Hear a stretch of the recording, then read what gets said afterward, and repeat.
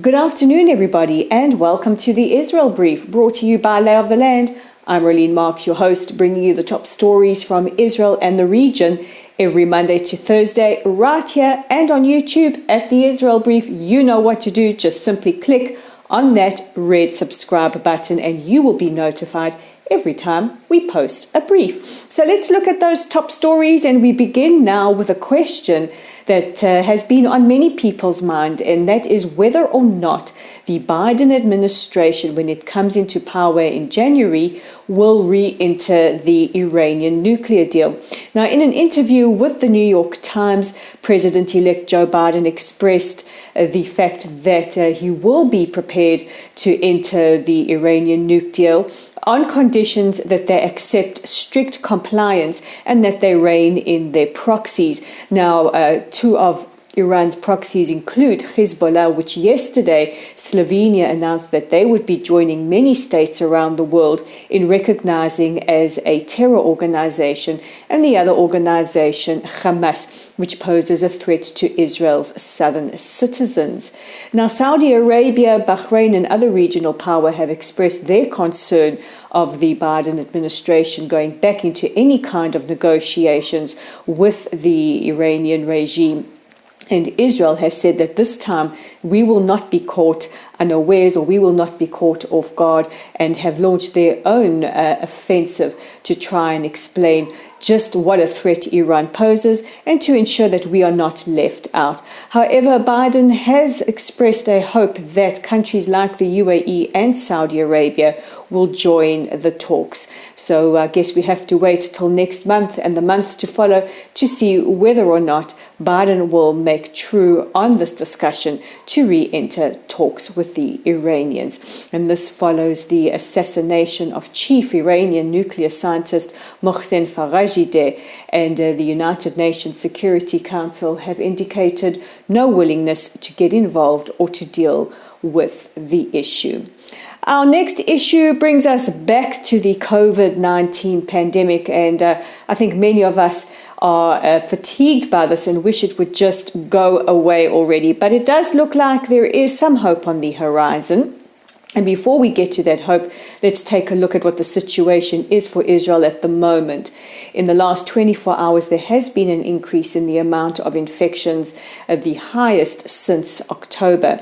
Now, this follows last week's opening of certain malls and outdoor markets in a 10-day pilot test. However, Israelis flocked to the malls on Friday, and as a result, the Prime Minister, as well as the COVID Congress and the Health Minister, have said that it's highly unlikely they will be lifting any more restrictions, and they right now are discussing the possibility of another lockdown, or at least curfews, during the Chanukah period, which starts next week. Chanukah, which is the festival of lights, is traditionally an opportunity for people to get together at each other's homes, to light the menorah and to eat some calories. And I think after this year, we all need some comfort calories. But hope is on the horizon. The United Kingdom announced earlier today that they have approved the Pfizer-BioNTech vaccine and will begin rolling it out with effects next week. So it looks like their Operation Safe Christmas is well on track, and we look forward to seeing which countries will also acquire the vaccine and follow by implementing vaccinations. And our final story, we end today's broadcast on a high note.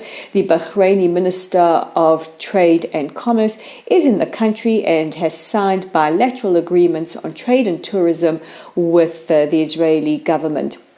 And the minister said earlier today that this is a great example for other countries to follow. So it looks like the peace born out of the Abraham Accords with both the UAE and Bahrain are truly warm peace, and we can see the benefits and we can see the results of this nearly on a daily basis right here in Israel.